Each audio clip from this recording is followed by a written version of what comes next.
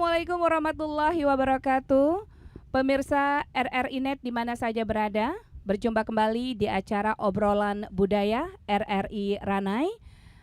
Obrolan budaya kali ini membahas tentang tari persembahan. Untuk membahas tema ini sudah ada narasumber kami. Kita sapa dulu, ada Bapak Hadisun. Assalamualaikum Pak Hadisun. Waalaikumsalam warahmatullahi wabarakatuh, Kak Elmi. Apa kabar Bapak? Alhamdulillah, kabar baik Kak Elmi. Saya ingin menyapa pemirsa, boleh? Boleh. Salam budaya untuk seluruh pemirsa RRI Net dimanapun berada. Ya. Beliau ini adalah Kabid Kebudayaan Disdikbud Kabupaten Natuna. Kemudian ada satu lagi yang cantik tentunya. Terima kasih. Kita berdua cantik ya Kak Ya, Anes, yang katanya iya Pak banget. Hadisun. Kak Anes, Kak Anes ini adalah pelaku tari persembahan. Kita tanya dulu apa kabar? Alhamdulillah baik, sehat, iya. Sehat. Sekarang masih menjadi pelaku tari Alhamdulillah masih. atau menjadi pelatihnya? Dua-duanya kayaknya. Dua-duanya. Pemirsa RRI Net, langsung saja kita ke Pak Hadisun. Pak Hadisun, tari persembahan ini sering kita lihat kalau ada penyambutan tamu-tamu besar Ya. gitu ya. Orang-orang luar datang ke sini, kita sambut dengan tari persembahan. Makna dari tari persembahan itu apa, Pak Hadisun? Kalau kita lihat dari sisi bahasa, persembahan artinya mempersembahkan gitu kan. Nah, makanya tari persembahan ini bermakna bahwa sebuah sajian tarian untuk menyambut, untuk memberikan persembahan kepada para tetamu yang datang, baik itu untuk tamu kenegaraan, tamu daerah, maupun tamu-tamu dalam kegiatan seremonial ataupun kegiatan sosial kemasyarakatan lainnya. Nah, intinya tari persembahan ini berfungsi untuk sebagai tarian dalam penyambutan ataupun tarian untuk mempersembahkan penghormatan kepada para tamu yang dihormati. Seperti itu kira-kira. Iya, asal usul tari persembahan ini asalnya dari mana sampai ke Natuna gitu? Kalau kita berbicara sejarah masa lalu, asal usulnya memang ada berbagai versi ya. Ada yang mengatakan bahwa tari persembahan ini adalah milik masyarakat Melayu secara umum, baik itu Melayu yang ada di wilayah Kepri, Riau maupun daerah-daerah Melayu lainnya seperti Sumatera Utara, Medan ya khususnya.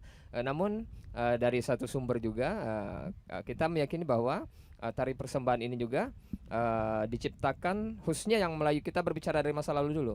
Jadi kalau berbicara tentang tari persembahan ya kita harus berbicara juga dari masa yang lalunya, bahwa sebelum Natuna menjadi kabupaten yang berada di bawah Provinsi Kepulauan Riau, sebelumnya Kabupaten Natuna ini berada di bawah administrasi Provinsi Riau. Pada masa yang lalu, sekira tahun 1950-an ya, 57, dari satu sumber menyebutkan bahwa ya tarian ini diciptakan oleh para pelaku-pelaku stakeholder yang ada di wilayah Riau untuk membuat sebuah tarian untuk penyambutan dan penghormatan kepada tamu, dan dibuatlah ketika itu tarian persembahan ini. Karena memang Kabupaten Natuna juga merupakan wilayah Provinsi Riau ketika itu, maka tari persembahan ini juga sampai di wilayah Kabupaten Kepulauan Riau ketika itu, termasuk Kepulauan Natuna ya, kecamatan yang berupa ada beberapa kecamatan yang ada di wilayah Natuna ketika itu, termasuk Kecamatan Bunguran Timur, Kecamatan Bunguran Barat. Nah, untuk itu ya memang tarian persembahan juga sudah dikenal oleh masyarakat secara umum, termasuk di lembaga-lembaga pendidikan yang memang diajarkan tarian persembahan Melayu Riau ketika itu. Dan dengan perkembangan masa, Natuna pun berubah dari wilayah Provinsi Riau dengan pemekaran Provinsi Kepulauan Riau, maka Kabupaten Natuna juga berada di bawah wilayah Provinsi Kepulauan Riau. Dan pada tahun 2012 maka Lembaga Adat Melayu Kepulauan Riau membuat sebuah kebijakan menyamakan, menstandarisasikan tarian persembahan yang ada di seluruh wilayah Kepulauan Riau untuk satu gerak gitu, satu gerak, satu konsep, mulai dari awal masuk sampai ke terakhir disatukan, dibakukan. Nah untuk itu maka jadilah tarian persembahan Provinsi Kepulauan Riau seperti yang ada pada saat ini. Artinya ini yang dibakukan oleh Lembaga Adat melalui Kepulauan Riau yang saat ini sudah tersebar di seluruh wilayah Kepulauan Riau. Artinya inilah yang dipakai oleh seluruh lapisan masyarakat, baik itu masyarakat umum, sanggar-sanggar, lembaga-lembaga pendidikan dan lainnya. Ini yang diajarkan dan ini yang sekarang berlaku di wilayah Kabupaten Natuna. Kira-kira seperti itu, Kak Elmi. Iya, kita ke Kak Anes. Ini pelakunya, yang actionnya ya. Kak Anes, tadi Pak Disun mengatakan ini sudah diseragamkan untuk Kepulauan Riau, baik itu Tanjung Pinang, Batam, Natuna itu satu gerakan gitu. Sebenarnya berapa gerakan dalam satu tarian persembahan itu? Gerakannya, kalau dihitung pergerakannya itu lebih kurang ada 10-15 ragam, tapi dia berbentuk pecahan. Jadi kalau kita bilang memang itu perpaduan dari beberapa gerakan, baik itu langgam, gerakan menjunjung, semuanya memang mengandung falsafah atau filosofi bagaimana menghormati tamu, menjunjung, dan tentu saja dengan pakem-pakem Melayu. Jadi memang kalau dihitung ragamnya lumayan banyak dengan durasi 5 menit, tapi memang itu dipersembahkan untuk menyambut tamu. Jadi sangat kental sekali dengan gerakan-gerakan seperti menjunjung, lemah gemulai, terus tidak ada angkat kaki, artinya kita menghormati tamu. Jadi memang itu dipersembahkan untuk bagaimana mengagungkan tamu yang kita undang pada saat acara tersebut. Kira-kira seperti itu. Iya, tadi kata Kak Anes kan ada makna. Itu gerakan, setiap gerakan 10 gerakan atau 15 gerakan. Iya, lebih kurang. Itu ada makna-maknanya. Iya. Mungkin bisa disebutkan salah satu misalnya makna menjunjung itu apa gitu. Nah itu tadi mungkin dalam filosofinya itu dia menjunjung duli atau dulang yang mungkin kita gunakan kalau di Melayu itu tepak sirih. Nah sebenarnya tari persembahan mungkin yang dibilang Pak Disun juga di berbagai wilayah di luar Melayu pun juga ada. Mungkin kalau di Minang itu pasambahan. Nah itu mereka pakai carano. Kalau kita itu tepak sirih. Memang apa yang kita sajikan dalam tepak sirih itu itulah yang kita persembahkan untuk tamu. Makanya gerakannya bersifat menjunjung atau mengangkat. Makanya kita tidak menyarankan atau sangat mungkin tidak kurang ini ketika tepaknya ditaruh di bawah. Makanya untuk penari biasanya sudah kita informasikan jika memang tidak memungkinkan untuk ini, jadi dipegang saja, jadi tidak usah diletakkan jika tamunya duduk dikarenakan sejajar dengan kaki. Sementara itu mau kita persembahkan untuk tamu. Jadi mungkin tapi di situasi tertentu kadang-kadang tempat atau situasinya tidak memungkinkan, jadi hal-hal tersebut terjadi misalnya di lapangan, ya kan, atau jadi tapi memang makna dari gerakan tersebut adalah memang untuk menjunjung, artinya menghormati tamu. Makanya tepaknya tidak ada di lebih rendah dari tubuh kita. Artinya memang dia kita persembahkan untuk tamu. Itu mungkin salah satu ragamnya. Ragam yang lain mungkin bisa seperti gerakan langgam. Itu seperti kita berjalan di Melayu. Nah, itu sangat lemah mulai sekali bagaimana kita menggerakkan itu menyambut tamu, datangnya tamu seperti sebuah mungkin arak-arakan tapi dengan versi lemah gemulainya ya. Jadi bagaimana kita menyambut tamu dengan penuh hormat, dengan tunduk melalui gerakan tersebut. Nah, kira-kira seperti itu. Jadi memang gerakan ini penuh lemah gemulai, tidak ada hentakan-hentakan, tidak ada angkat kaki. Memang kita persembahkan untuk menghormati tamu. Kira-kira seperti itu sih Kak Elmi. Iya. Jadi beberapa gerakan itu memang punya filosofi, betul makna. Sekali. Iya, ya? Itu dibuat waktu itu memang waktu Pak Disun bilang bahwa itu diseragamkan, itu memang perpaduan dari beberapa kabupaten yang diundang waktu itu untuk membakukan ini. Nah, mereka menyumbangkanlah gerakan-gerakan dari setiap kabupaten, maka itu dipadukan, dijadikan satu keseragaman. Misalnya dari Kabupaten Natuna ini, Kabupaten Bintan ini dan lain-lain, karena dulu memang berbeda. Jadi versinya berbeda, bahkan dulu pakai laki-laki ya Pak Adisun ya, karena waktu itu ada membawa payung dan semacam bunga manggar untuk arakan. Tapi ternyata setelah diseragamkan itu tidak disarankan. Termasuk jumlah penari juga sudah dipatenkan. Artinya jumlahnya itu harus ganjil. Jadi memang yang satu kita persembahkan dia paling depan membawa tepak sirih tadi. Nah, jadi jumlahnya itu disarankan lebih kurang minimal sebenarnya 5 dan paling tinggi itu 9. Tapi kadang-kadang mungkin karena situasi dan kondisi ada yang cuma 3 karena tempatnya kecil. Kira seperti itulah kira-kira. Kalau dibedakan dengan tari persembahan di luar itu beda ya? Dari musik, dari gerakan itu beda, Kak Nes? Kalau masih dalam rumpun Melayu, musik lebih kurang sama, tapi versinya berbeda ya Pak Adisun ya. Tapi sama juga kalau untuk Melayu di Riau nanti dilihat persembahannya beda. Tapi untuk Kepri kami sampai hari ini masih memakai yang dibakukan oleh Lam Kepri kalau Natuna Pak, izin Pak. Ya, dan juga mungkin Pak Adisun ingin menambahkan masalah tari persembahan tadi, dibakukan tariannya, gerakan-gerakannya dan juga musiknya. Ingin menambahkan silakan. Ya, kalau untuk musik baik dari persembahan Melayu Kepulauan Riau, Melayu Riau itu sama musiknya, yakni tari musik makan sirih, kecuali musik iringan ketika penari memberikan sirih kepada tamu. Nah ini yang silakan dari masing-masing grup membawakan lagunya apa. Yang penting rentaknya lincah seperti joget, bisa inang gitu, tempo inang. Tetapi kalau untuk tarian pokoknya ini memakai lagu makan sirih. Makanya nama tariannya adalah tarian persembahan makan sirih. Kira-kira seperti itu. Iya. Kita ke Kak Anes. Kak Anes tadi mengatakan dulu lelaki itu boleh dari persembahan. Iya. Karena sudah dipatenkan, sudah seragamkan seluruh Kepulauan Riau itu sama. Iya. Penarinya sama, musiknya sama, gerakannya sama. Alasannya kenapa Kak Anes? Iya, mungkin bukan arti kata boleh atau tidak ya, tapi karena memang dulu artinya kita menganggap bahwa kita mengagukan tamu, jadi kita menyediakan payung dan bunga manggar itu menganggap ada tamu kebesaran datang. Nah, ketika dibakukan bahwa kita anggap ketika menyambut tamu itu dalam gedung. Nah, artinya memang mengundang mereka dalam suatu majelis. Nah, itulah mungkin tidak pantas jika memakai payung, memakai bunga manggar. Nah, seperti itu. Jadi mungkin boleh atau tidak boleh itu melihat situasi dan kondisi. Mungkin ketika ini dilihat di lapangan pembukaan tari massal misalnya atau STQ persembahannya, mungkin bisa saja bunga manggar untuk meramaikan. Tapi ketika dalam sebuah majelis tentu tidak mungkin kita memakai payung atau bunga manggar. Nah, kira-kira seperti itu waktu itu dibahas di LAM itu. Jadi itu. Berarti disesuaikan dengan kondisi situasi.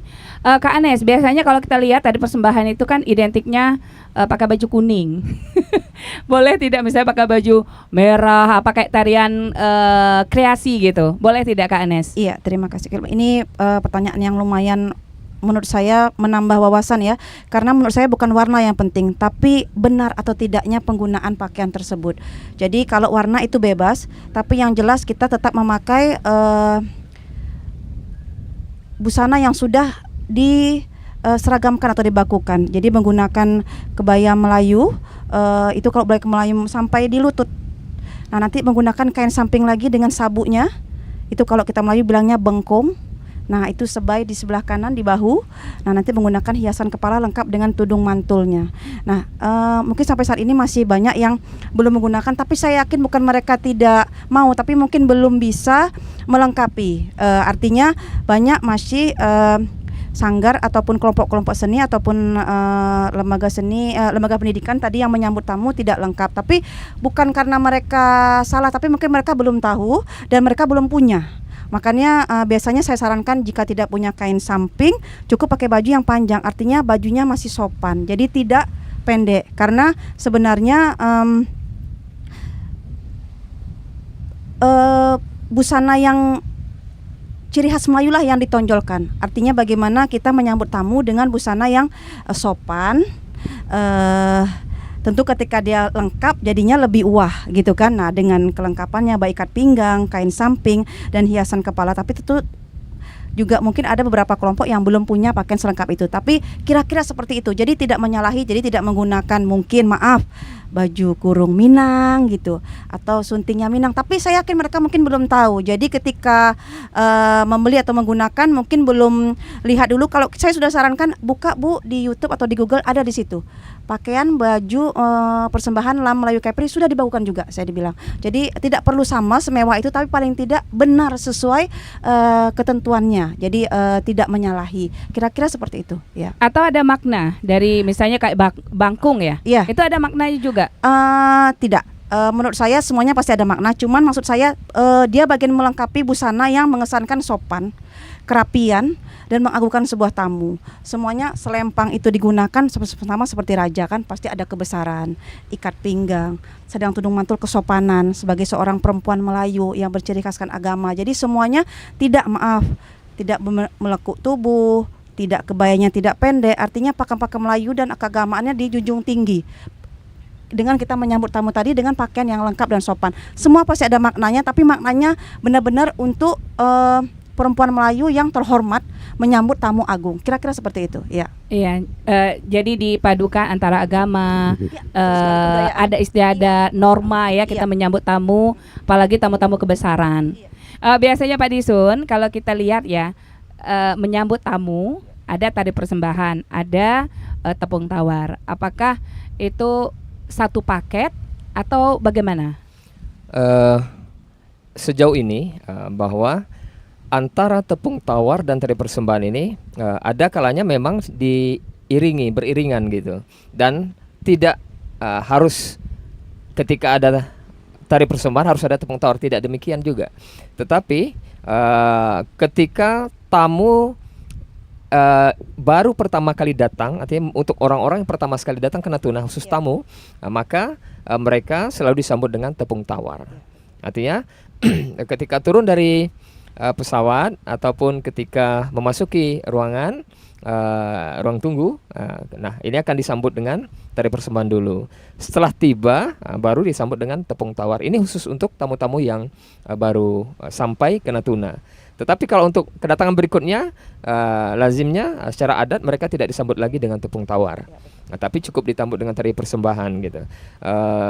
Demikian juga untuk yang lain-lain, contoh pemanfaatan tepung tawar untuk kelahiran. Artinya ketika mereka pertama hadir di dunia, berapa hari kemudian, 7 hari biasanya dilakukan tepung tawar. Nah begitu kira-kira manfaat fungsi daripada tepung tawar. Sama juga dengan pengantin. Pengantin ketika baru dia pertama berkeluarga, menghadapi hidup yang sungguhnya bersama pasangan, maka ditepung tawari, tepung tawar. Demikian juga dengan penyambutan tadi. Artinya tidak harus selalu linear antara persembahan dan tepung tawar ini. Tergantung kondisinya, apakah orang pertama baru sampai ke Natuna ataupun tidak, ataupun sudah berulang kali. Nah ini demikian, Kak. Iya, kalau tari persembahan itu kan identik dengan tepak sirih. Di tepak sirih itu kan adalah sirihnya, ada pinangnya, ada kapurnya. Untuk Kak Anes dulu mungkin. Kak Anes, itu bisa tidak tepak sirih itu biasanya misalnya tidak lengkap, itu boleh apa tidak gitu? Menurut saya sebenarnya harusnya lengkap. Tapi memang kadang-kadang komponen itu tidak selalu ada di daerah kita. Jadi waktu saya di Riau, masih di Pekanbaru, memang semua di tepak itu terisi dengan yang seharusnya. Tapi ketika di Natuna memang terkadang ada beberapa komponen yang sulit kita dapat, baik itu pinang, gambir terutama, atau tembakau, itu kadang-kadang tidak ada di kita cari. Jadi yang sering kita gunakan tuh hanya yang pada umumnya tersedia saja di daerah kita. Tapi sebaiknya memang harusnya lengkap, sama seperti ketika pengantin kan dilengkapi. Jadi semuanya pasti memiliki makna, seperti itu. Iya, mungkin Pak Hadison bisa menjelaskan makna atau filosofi dari tepak sirih itu. Ada sirih, ada kapur, ada gambir, mungkin pinang.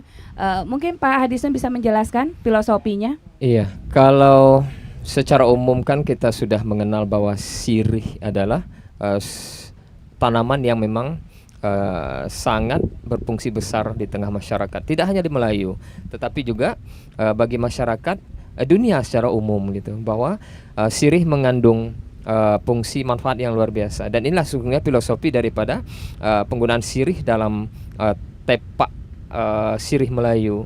Karena memang sirih di samping dia juga sebagai obat-obatan, juga sirih adalah perekat dalam adat begitu. Sehingga memang patutlah dia menjadi lambang dalam sebuah upacara. Kemudian juga sampai dalam kerajaan Riau Lingga juga dikenal dengan sebuah cogan yang berlambangkan sirih, daun sirih. Kira-kira seperti itu. Cogan itu adalah sebuah daun sirih, lambang kebesaran daripada kerajaan Melayu juga. Ya, kira-kira seperti itu Kak Elmi, bahwa sirih memang mengandung makna filosofi yang sangat tinggi dalam bagi orang-orang Melayu ya, karena memang juga dia sebagai obat, sebagai penawar, juga sebagai perekat adat begitu. Seperti itu. Sebenarnya nih Pak Hadisun, nilai yang terkandung dari tari persembahan itu apa? Nilai yang terkandung sebenarnya. Kalau nilai yang terkandung dari tari persembahan, ya mungkin seperti yang sudah dijelaskan dari awal juga, bahwa dalam tari persembahan itu mengandung nilai-nilai luhur dari kearifan masyarakat kita, untuk memberikan penghormatan kepada tamu, kepada undangan, kepada orang yang dihormati. Ya, bagaimana kita menjunjung dia sebagai seorang tamu, lalu disuguhkan melalui tarian, yakni tarian persembahan tadi. Kemudian dengan menyuguhkan sirih sebagai lambang daripada perekat adat, kemudian juga lambang daripada berbagai manfaat. Nah, itulah nilai-nilai luhur dari sebuah warisan budaya tari persembahan ini. Iya, mungkin Kak Anes ingin menambahkan, Kak Anes? Karena Kak Anes ini kan pelaku tari persembahan. Sebenarnya kalau menurut saya itu tari persembahan yang versi dibawakan melalui Kepri itu sulit. Jadi kalau sampai sekarang saya lihat anak TK sudah ada yang menarikan, itu luar biasa. Karena pecahan geraknya lumayan banyak, ragamnya juga lumayan sulit dilaksanakan. Jadi saya sangat apresiasi untuk adik-adik, ibu-ibu, dan seluruh penggiat seni yang masih mau belajar dan terus melestarikan budaya kita. Karena siapa lagi yang akan melestarikan budaya kita kalau bukan kita-kita. Nah itu sangat apresiasi, masih digunakan dalam menyambut tamu, baik di kecamatan, di desa, di sekolah, ataupun siapapun yang mereka undang masih disambut dengan tari persembahan yang sudah dibakukan oleh Lam Melayu Kepri. Iya, Kak Anes mulai jadi penari ini umur berapa Kak Anes menekuni bidang ini? Malu gitu? saya menyebutkannya sebenarnya. mulai membidangi ya gitu. Iya, sudah lama, dari sekolah ya juga sudah. Makanya termasuk tari persembahan juga sudah berapa versi saya tarikan. Jadi ketika dibakukan sebenarnya cukup kaget dan bingung, serta ya ada apresiasi karena waktu itu di Riau belum dilakukan satu. Jadi sudah ada dilakukan tapi beberapa. Sementara di kita satu provinsi seluruh kabupaten harus ikut. Jadi itu saat itu sebenarnya antara mau dipakai atau tidak ya, karena kadang-kadang tuh tadi kita lihat kondisi juga, mungkin di kabupaten lain dia bisa duduk karena mungkin ada karpet, lah kita di bandara di aspal ya. Jadi sebenarnya waktu itu kita masih sempat ragu, tapi alhamdulillah dengan semangat kita terus berkesenian sampai saat ini masih lestari. Jadi luar biasa, saya terus terang seumur saya terus menari sampai saat ini masih ada tari persembahan dengan berbagai versi, dan sekarang versi dilakukan ini sangat-sangat bahagia sebenarnya. Saya ngajarin anak saya sekarang kan. Nah, itu jadi menurut saya itu jadi suatu kebanggaan karena budaya kita masih lestari hingga saat ini. Nah itu. Iya, Kak Anes udah lama lah menjadi penari gitu. Kemana aja nampilnya Kak Anes? Sudah ke luar negeri kah? Alhamdulillah kemana, sudah. Gitu? Iya, cuman kalau memang bukan mewakili Kepri waktu itu ya, karena saya masih di Riau bersama suami Bong Oyoy. Nah itu kita ke Italia, ya ke Perancis, jadi ke Brunei, karena memang kesempatan itu lebih banyak ketika kita di provinsi, artinya kan banyak festival-festival atau expo yang bisa kita ikutin. Mungkin kalau di daerah kita harus bersaing dengan provinsi dulu gitu. Tapi menurut saya bukan itu poinnya. Ketika adik-adik sudah mau belajar seni apapun itu, nah itulah sebenarnya poinnya, bahwa mereka menyukai, mencintai budayanya sendiri. Jadi saya selalu bilang sama anak saya, nggak mesti tari, karena anak saya laki-laki juga, Kak Elmi, jadi kan nggak mungkin saya suruh nari. Tapi ketika mencintai seni apapun itu, terutama budaya lokal, nah itulah jati diri yang harus kita lestarikan, karena pasti ada makna di setiap dari kegiatan seni yang kita lakukan, apakah itu puisi, nyanyi, nari, musik dan lain-lain. Ketika dia kearifan lokal yang kita lestarikan, pasti ada budaya yang tertanam di diri kita. Nah itu yang lebih perlu kita tanamkan kepada anak-anak sekarang, apalagi bersaing dengan budaya sekarang yang K-pop. Korea. Iya, Korea. Jadi kok saya lihat masih ada festival, ada penampilan seperti ini, masih banyak yang mau nari ataupun mau berkesenian, apakah itu menyanyi, musik. Nah itu sangat-sangat apresiasi untuk anak-anak muda kita. Ya. Iya. Kak Anes kan sudah sampai ke luar negeri, sampai ke Italia. Bagaimana antusias warga sana, Kak? Kak Anes melihat ini kan tari persembahan punya punya Kepulauan Riau gitu ya. Seluruh lah. Iya, mungkin jangankan di luar ya, mungkin ketika kita menyambut tamu di luar dari daerah Natuna di bandara saja, ketika kita suguhkan sirih mereka juga masih bingung. Makanya mungkin ini sambil saya memberi informasi ya, jadi dalam tepak sirih juga ada sirih yang sudah diisi dengan komplit. Artinya bukan si tamu mengambil satu-satu. Jadi kita sudah racik menjadi satu, nah kita lipat. Nah ada juga komponen-komponen yang jadi ketika tamu mengambil itu dalam sudah satu racikan karena dia mungkin belum paham. Nah jadi si penari sudah menyediakan itu sudah siap disajikan. Artinya tamu tidak lagi mengambil satu-satu untuk dimasukkan dalam daun sirih. Jadi di dalam tepak sirih sudah ada yang panjang. Nah itu selain tempatnya berfungsi untuk daun, itu kita isi dari daun sirih yang sudah Nah itu mereka apresiasi sekali. Jadi untuk tamu yang dari luar daerah Natuna aja mereka sangat sampai bingung apa ini gitu kan. Caranya gimana dia nggak mau makannya? makan gitu, robek aja Pak gitu. Tapi ada juga yang semangat ambil sampai 2 daun gitu kan, sampai belepotan itu kapurnya gitu kan. Terus dia pedas kata dia. Jadi itu terutama tamu-tamu dari luar karena berbeda kan setiap adat istiadat. Nah itu tadi, jadi apalagi kalau di luar negeri atau di luar itu ya pasti mereka apresiasi karena pasti memiliki ciri-ciri yang berbeda dan itu sangat menarik. Nah itulah kira-kira. Iya, Kak Anes, biasanya tamu yang dikasih sirih itu tamunya yang harus bagaimana gitu? Yang paling tinggi kah? Gimana gitu? Iya, ini perlu diinformasikan juga. Jadi memang dulunya memang kita kasih tamu tuh biasanya duduk di depan atau siapapun yang ini. Tapi sekarang tidak. Jadi sekarang memang sudah boleh dibilang sudah ini kan, ya memang yang tamu utama lah. Siapa tamu yang diundang di situ, misalnya ada bapak pimpinan siapa gitu atau bapak tamu dari luar siapa, nah hanya dialah yang diberi.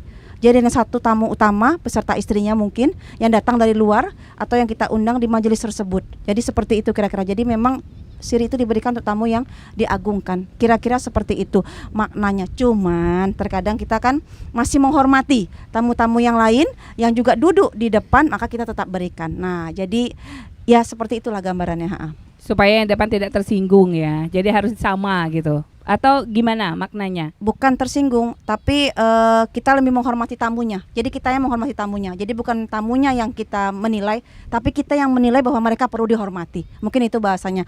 Karena saya tidak mau nanti kesannya kan ya kami nggak dikasih juga nggak apa-apa. Bukan seperti itu, tidak. Tapi kami memang mengagungkan tamu maka kami berikan. Karena menghormati semua yang hadir pada majelis tersebut. Ya. Iya, Pak Hadison gimana nambahkan? Silakan. Ya memang untuk LAM Kepulauan Riau memang sudah ditetapkan juga bahwa memang untuk pemberian sirih ini cukup pada satu tamu yang paling dihormati. Berbeda halnya ketika di lapangan tamunya minta diberikan kepada yang lain sebelahnya atau kiri kanan gitu. Contoh ketika dalam sebuah acara hadir Pak Bupati yang paling tinggi, yang paling dihormati di situ, maka cukup diberikan kepada Pak Bupati. Berbeda ceritanya ketika Pak Bupati minta diberikan kepada tamu-tamu yang lain gitu. Nah maka ini ya sah-sah saja diberikan kepada. Tidak mungkin dong kita menolak ketika Pak Bupati minta diberikan kepada yang lain, ya, seperti itu.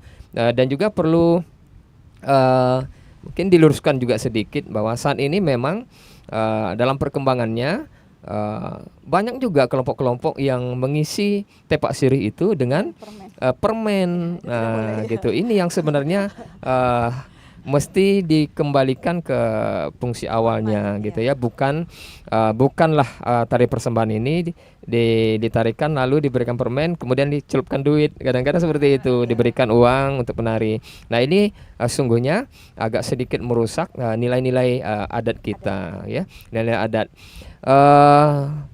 kami sungguhnya berterima kasih juga bahwa generasi-generasi saat ini masih tetap mempelajari itu, mempertahankan nilai-nilai luhur daripada tari persembahan. Tetapi memang sebaiknya dikembalikan lagi ke pakem awalnya, ke standarnya, bahwa memang sirihlah yang patut berada dalam tepak itu.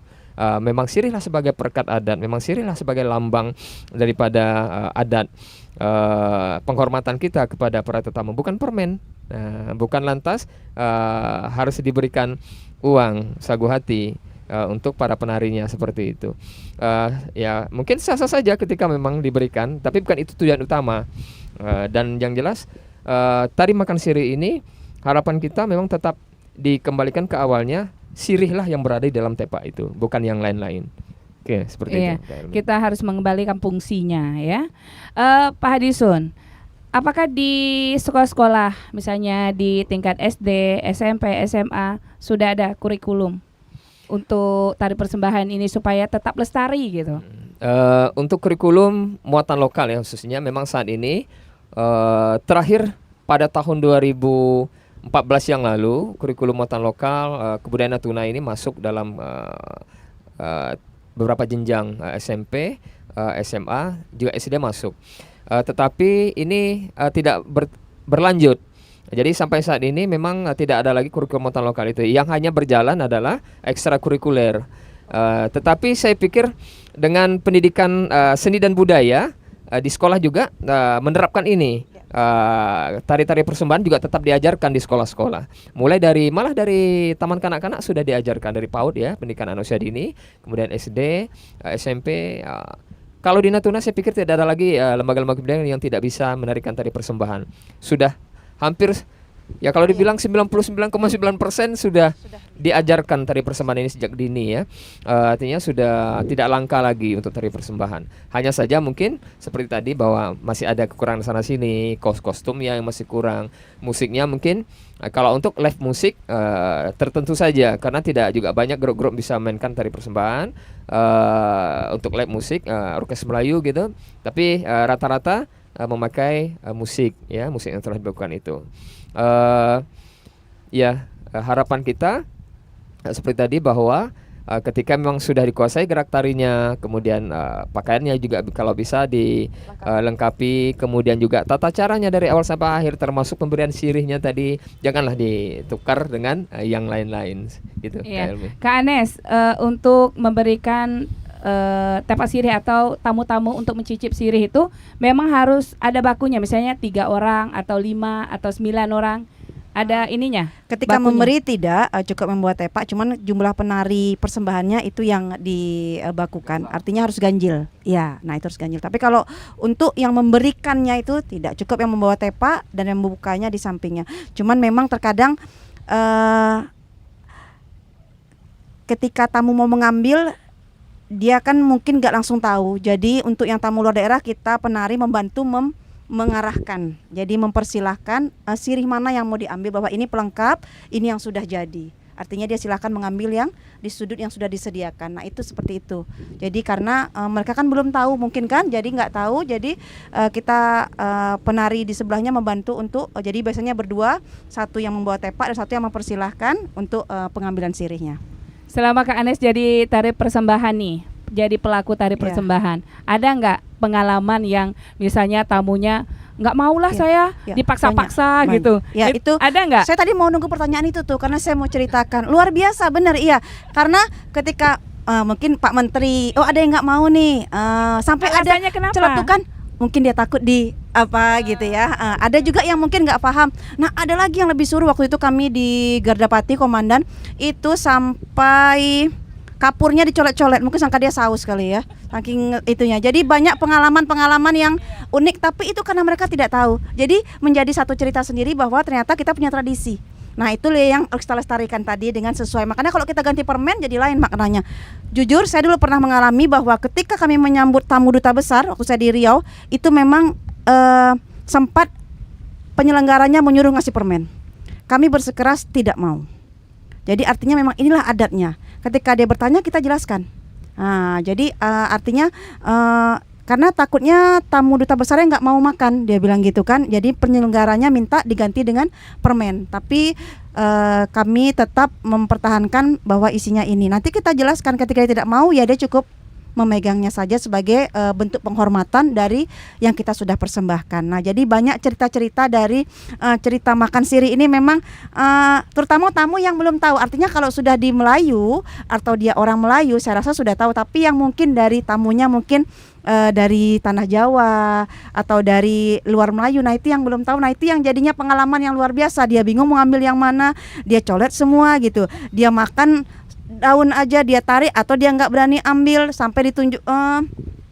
Kalau ada pengawalnya malah dites dulu, dimakan dulu, takutnya ada apa-apa. Ini Pak, nah seperti itu ya. Biasanya kan kalau presiden waktu itu juga di ini ya, waktu presiden tamu itu kan juga di sterilkan dulu untuk bisa disajikan ke Bapak Presiden. Nah itu jadi banyak ceritanya. Banyak suka dukanya ya. Seru gitu loh, lucu. Jadi harus penari itu harus punya inisiatif sendiri. Harus bagaimana meyakinkan tamu-tamu agar bisa mencicipi. Iya betul. Minimal mereka mengambil sejumput dari daun sirih tersebut. Nah itulah kira-kira karena mereka sudah menginjakkan kakinya di tanah kita, di tanah Melayu. Nah itu. Ya. Pemirsa RRI Net di mana saja berada, kita masih melanjutkan perbincangan kita dengan tema tari persembahan. Tapi sebelumnya kami akan hadirkan dulu yang satu ini.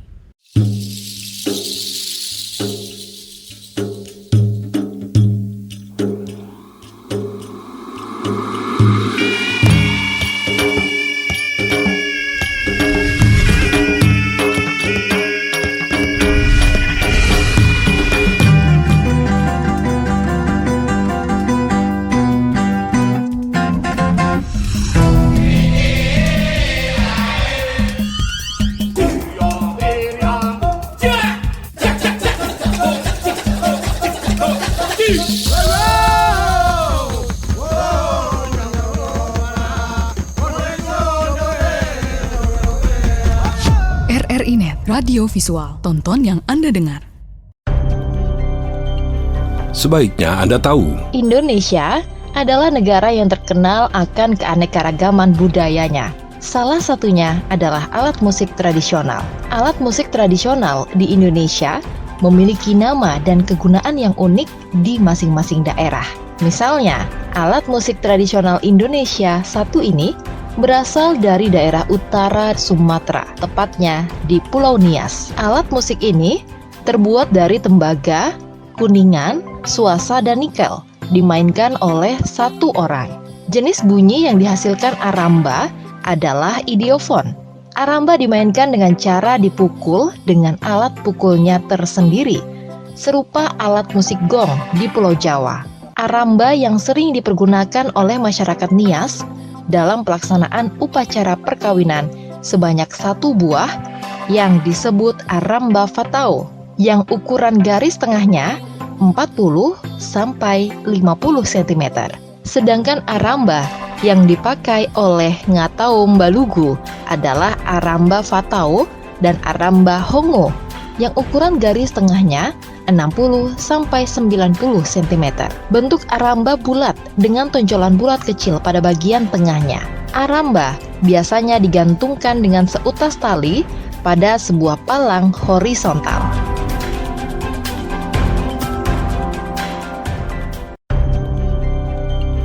sebaiknya Anda tahu, Indonesia adalah negara yang terkenal akan keanekaragaman budayanya. Salah satunya adalah alat musik tradisional. Alat musik tradisional di Indonesia memiliki nama dan kegunaan yang unik di masing-masing daerah. Misalnya, alat musik kecapi adalah alat musik tradisional yang sudah dikenal sejak berabad-abad tahun yang lalu. Awal mulanya kecapi berasal dari negeri Cina yang memiliki nama lain yaitu guzeng, dan kecapi biasanya digunakan untuk mengiringi musik dengan alunan yang lembut dan mendayu. Kecapi merupakan alat musik tradisional yang berkembang di daerah Jawa, yang lebih tepatnya diyakini berasal dari daerah Kuningan, Jawa Barat. Sejarah alat musik kecapi juga merujuk pada tanaman sentul yang kayunya diyakini digunakan untuk membuat alat musik kecapi. Ada 2 jenis bentuk alat musik kecapi, yaitu kecapi parahu dan kecapi siter. Cara memainkannya yaitu dengan cara dipetik menggunakan jari tangan. Di Sunda sendiri, kecapi dijadikan alat musik utama dalam tembang Sunda atau Mamaos Cianjuran dan kecapi suling.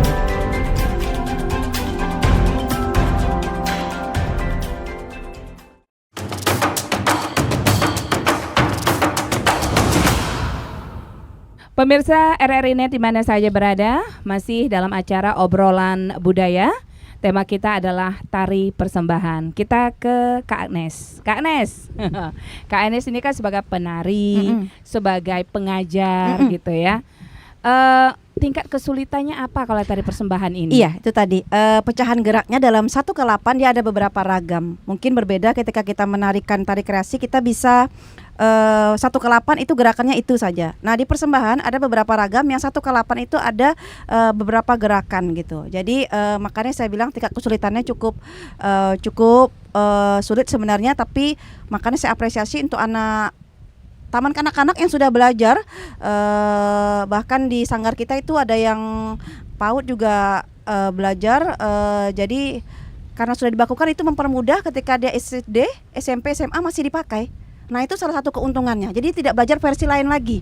Jadi sudah sama. Nah, itu bagian dari keseragaman tadi, mempermudah anak-anak kita untuk terus menarikan ini tanpa dia harus mempelajari lagi dengan versi yang lainnya di tari yang sama pada tari persembahan.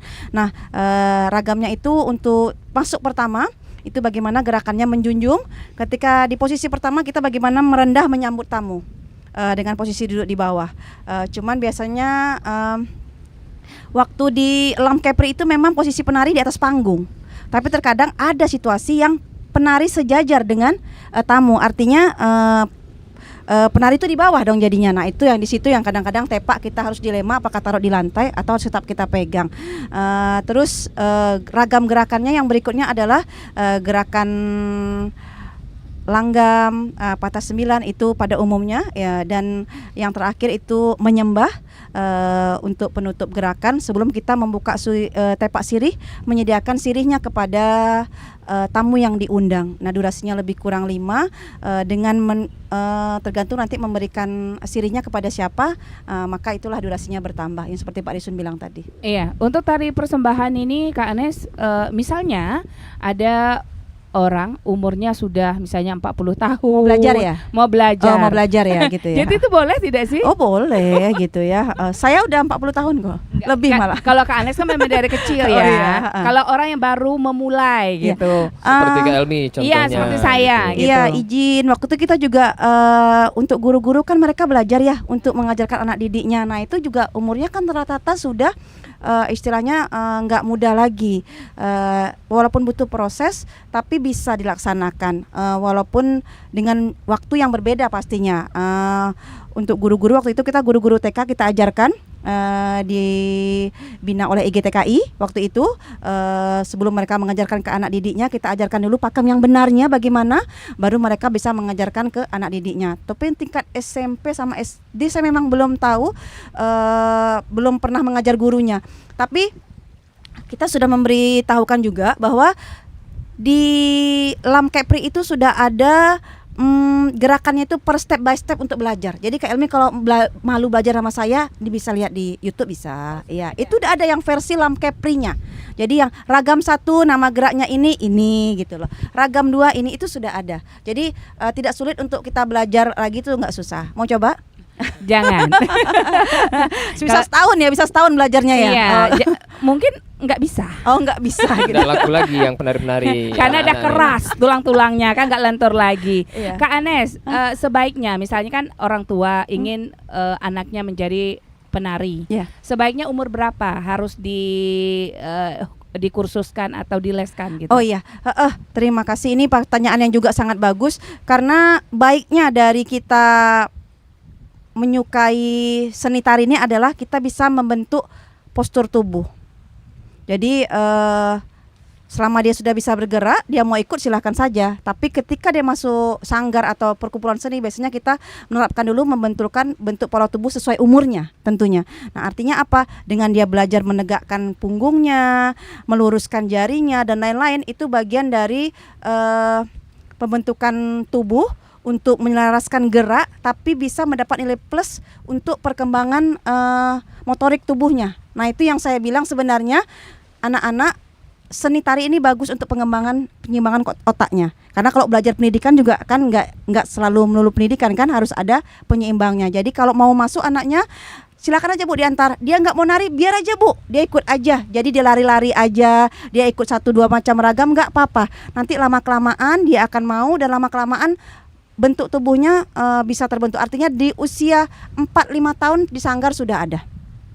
Sudah Sebaiknya kita terima. 4-5 tahun ya. Bukan sebaiknya, tapi sesuai keinginan anak. Sesuai jadi keinginan anak. Jadi menurut saya lebih alangkah baiknya ketika orang tua mengarahkan dan anaknya mau, maka itu lebih baik. Artinya lebih membantu mempercepat dia belajar, dan juga pembentukan dari bentuk tubuhnya tadi yang saya bilang, olah tubuh. Karena jika menari dengan benar harus olah tubuh dulu. Sama dengan untuk gerak-gerak lain kita harus olah tubuh dulu, pembenaran bentuk tubuh dulu, baru kita masuk ke ragam tari. Jadi bukan langsung menari, harus ada pemanasan bentuk tubuh dulu, pembentukan kuda-kuda, bagaimana petik bunga, bagaimana langgam kakinya. Nah baru masuk ke inti gerakan. Jadi bukan langsung kita belajar menari, tidak. Nah itu mas saya bilang nilai plusnya adalah bisa membentuk tubuh kita menjadi tegak, yang tadinya bungkuk. Nah itu bisa. Jadi kalau misalnya ditanya usia berapa, 4-5 tahun kita sudah terima Kak Elmi. Sebaiknya umur berapa itu tergantung anaknya. Nah itu kira-kira. Mau apa tidaknya ya. Iya betul sekali. Kak Anes, biasa kalau kita lihat dari persembahan itu kan anak itu kan lembut-lembut badannya. Iya. Kalau anak-anak yang agak-agak keras tuh bisa enggak ya? Bisa. Dibentuk agak-agak lembut gitu. Bisa. Dibandingkan dengan tari kreasi itu kan bebas ya, Iya, enggak bisa. terlalu sampai gemulai-gemulai gitu. Betul. Bisa. Jadi menurut saya bilang apapun itu bisa. Yang nggak bisa itu adalah tidak mau. Jadi semuanya butuh proses, semuanya butuh latihan, semuanya butuh kesabaran, apapun itu. Jadi kalau dia memang rasa saya jujur terus terang sebagai pelatih, dari anak mungkin yang nggak bisa sama sekali metik bunga begini sampai sekarang sudah, itu butuh proses, dan alhamdulillah itu bisa. Jadi menurut saya nggak ada yang nggak bisa ketika kita mau berusaha dan belajar. Jadi apapun itu lakukan, selama itu positif jalankan. Nah itu Sebenarnya niat ya Kak Anes ya. kira-kira Niat, seperti itu. niat. Iya. Kalau niatnya nggak ada nggak bisa. Walaupun nak metik gunung pun tak bisa ya. Luar biasa ya. Kalau Nak ada metik niat gunung, tuh, metik buah ya Bang Isun ya. Bukan, kalau ada niat tuh metik seluruh dunia pun bisa kalau ada niat, ya kan? Kak Anes, tingkat kesulitan mengajarkan anak-anak dengan orang-orang dewasa tuh apa tingkat kesulitannya Kak Anes? Iya pasti ya, kalau anak-anak itu kita butuh kesabaran, artinya moodnya nih. Moodnya dia juga harus kita pertimbangkan, karena kalau kita paksakan seperti yang sudah dewasa atau sudah yang paham, dia tidak mau. Jadi inilah challenge-nya, tantangannya menurut saya. Ketika kita mengajar di berbeda usia, kita harus tahu bagaimana mengajar yang mudah dan menarik bagi anak tersebut. Jadi misalnya untuk anak-anak kita duduk dulu gitu kan, nanti tangannya diluruskan, lentikkan gitu. Kalau yang besar kita langsung kuda-kuda, gitu, beda ya, beda gitu kan. Nanti kalau dia udah minum, udah males, capek ya nanti duduk lagi ya. Nah jadi harus lebih sabar dan penuh trik kayaknya gitu. Tapi menurut saya anak-anak Natuna cerdas kok. Jadi makanya saya bilang apresiasi sekali untuk anak-anak Natuna, anak mudanya, semuanya mau belajar ini, karena dari anak TK kita ajarkan itu saat saya kemarin kasih target untuk anak baru 2 bulan selesai untuk tari persembahan, dengan pembetulan dan pembenaran 2 bulan lebih. Jadi mereka sudah hafal dalam waktu lebih kurang 2 bulan. Itu saya kasih target 2 bulan selesai, kita evaluasi pembenaran geraknya lebih kurang 2 bulan lebih. Jadi luar biasa untuk anak kelas lebih kurang TK atau kelas 1, kelas 2. Apalagi mungkin yang anak usia lebih tinggi sudah waktu 1 bulan sudah bisa. Nah tinggal kita pelenturan, pelemasan, pembenaran, penyamaan. Nah itu kira-kira. Jadi gambarannya seperti itu waktunya. Iya, ke Pak Hadisun. Pak Hadisun, Iya. program dari Dinas Pendidikan dan Kebudayaan nih Pak, untuk pelestarian tari persembahan. Karena kita lihat anak-anak sekarang kan sukanya K-pop, generasi muda, gaya-gaya gimana gitu. Untuk Dinas Pendidikan dan Kebudayaan untuk melestarikan tari persembahan ini apa yang dilakukan Pak? Iya, saat ini Kabupaten Natuna, khususnya pada Dinas Pendidikan dan Kebudayaan, pada bidang kebudayaan kita ada sebuah program kegiatan yang kita anggap ini adalah inkubator daripada pelindungan, pengembangan, kemudian pembinaan kesenian ya, adalah gelar budaya Dendang Piwang. Nah, kegiatan gelar budaya Dendang Piwang ini ya memang 2022 yang lalu kita pusatkan di Pantai Piwang ini. Kemudian 2023 kita bergeser ke kecamatan-kecamatan, ke desa-desa. Karena mengapa? Karena memang desa adalah lumbung budaya. Nah, dari desa ini, dari kegiatan ini muncul pelaku-pelaku seni, baik itu mulai dari TK sampai SD, kemudian SMA, bahkan umum. Jadi di sini salah satu yang tampil wajib ada tari persembahan. Nah, ini salah satu upaya kita dalam upaya melestarikan tari persembahan dan juga melestarikan kesenian dan kebudayaan Natuna secara umum melalui program gelar budaya Dendang Piwang ini. Nah, saat ini sudah berjalan sekitar 12 kali Dendang Piwang dari berbagai desa yang ada khususnya di Kepulauan Natuna Besar dan juga di Pulau 3 Barat. Alhamdulillah memang program ini cukup efektif menurut kami dalam upaya melindungi, kemudian juga membina, mengembangkan seni dan budaya yang ada di desa-desa. Karena kalau ditumpuk di Pantai Piwang, nah ini tidak semuanya dapat menjangkau. Artinya kita butuh upaya agar semua lapisan bisa menjangkau kegiatan ini, agar semuanya bisa tampil. Potensi-potensi yang ada di desa-desa itu tampil semuanya. Salah satunya adalah tari persembahan yang memang biasanya anak-anak sekolah yang ngisinya. Jadi sejauh ini upaya kita dalam melestarikan tari persembahan adalah dengan kegiatan Dendang Piwang ini. Karena memang kesenian ini perlu panggung. Tanpa panggung maka dia akan mati. Ibarat ikan tanpa air. Tanpa air ikan akan mati. Tanpa panggung para seniman juga akan mati. Bukan mati dalam artian mati meninggal, tetapi dia akan pelan-pelan hilang kreativitasnya, hilang karya-karyanya, dia menjadi vakum gitu. Dan akhirnya ya lambat laun ketika tidak ada pementasan, ketika tidak ada pembinaan, dia akan hilang.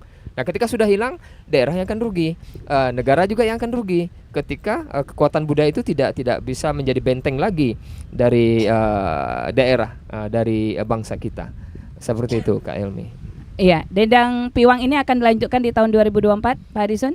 Tentu, insya Allah akan tetap berlanjut. Dan kita upayakan ini program Dendang Piwang ini karena memang cukup efektif ya, dan sambutan dari masyarakat cukup hangat, cukup luar biasa. Dan kita upayakan ini akan berjalan terus, ya terus berjalan sampai kapan-kapan. Gitu. Program Dendang Piwang ini udah sampai ke desa mana, ke kecamatan mana saja, Pak?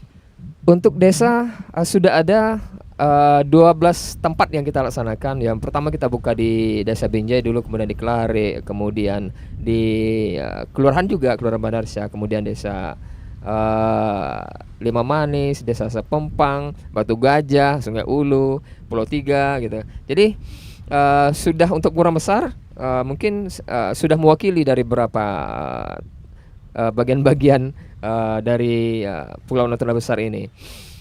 Mungkin 2024 kita coba menjangkau ke kecamatan-kecamatan yang jauh, karena kecamatan yang jauh sungguhnya juga merupakan wilayah Kabupaten Natuna. Jadi mereka juga harus mendapat pembinaan yang sama, hak yang sama, diberikan ruang publik berupa pementasan kesenian, mengekspresikan apa yang mereka karyakan, apa yang mereka upayakan selama ini, berlatih, lalu kita sediakan panggungnya seperti itu. Iya, kita sudah di penghujung acara. Kak Nes sebagai pelaku, sebagai guru juga untuk tari persembahan, apa harapan Kak Nes untuk generasi muda khususnya di Natuna? Untuk saat sekarang ini sudah bagus, menurut saya sudah baik, dan terus lebih ditingkatkan saja, artinya tidak boleh punah.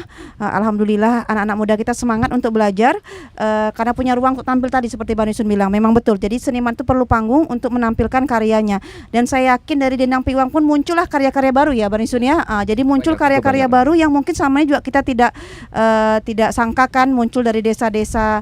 Jadi itu bagian dari pelestarian kita. Kami penari, saya pelatih, menyambut ini sebuah hal yang positif untuk kami terus bisa menggali bakat-bakat anak kita, bakat-bakat adik-adik kita dalam berkesenian, baik itu seni tari atau seni lainnya, yang tentu saja dengan wadah yang disediakan mereka bisa berekspresi. Terus berlatih, jangan sampai hilang kebudayaan kita, terutama tari persembahan di bumi Natuna. Untuk Pak Hadisun, apa harapannya Pak? Iya, kebudayaan ini adalah tanggung jawab kita bersama, bukan hanya dari pihak dinas, bukan dari pemerintah, tetapi dari semua unsur, dari masyarakat, stakeholder, pemerintah gitu ya. Nah, marilah sama-sama kita, khususnya untuk generasi muda, ayolah kita cintai budaya kita kenali budaya kita, karena dengan kenali budaya kita akan kenal jati diri kita. Ketika kita kenal jati diri kita, maka kita tahu akan tujuan hidup kita. Seperti itu, Kak Emi. Iya, terima kasih untuk Kak Anes, untuk Pak Hadisun sudah Sama-sama. hadir, Iya. sudah Kak memberikan Emi. informasi tentang tari persembahan. Jadi mudah-mudahan informasi ini berguna untuk kita semua. Jadi Amin, kita ya tahu Rabbal tari Alamin, persembahan itu apa makna dan manfaatnya Iya, untuk betul kita. Pemirsa RRI Net dimanapun Anda berada, sampai di sini dulu obrolan budaya kita. Saya Helmi Subayang, mohon maaf jika ada salah-salah kata, saya undur diri. Kita akan berjumpa kembali di lain kesempatan dengan tema yang berbeda pula. Wassalamualaikum warahmatullahi wabarakatuh.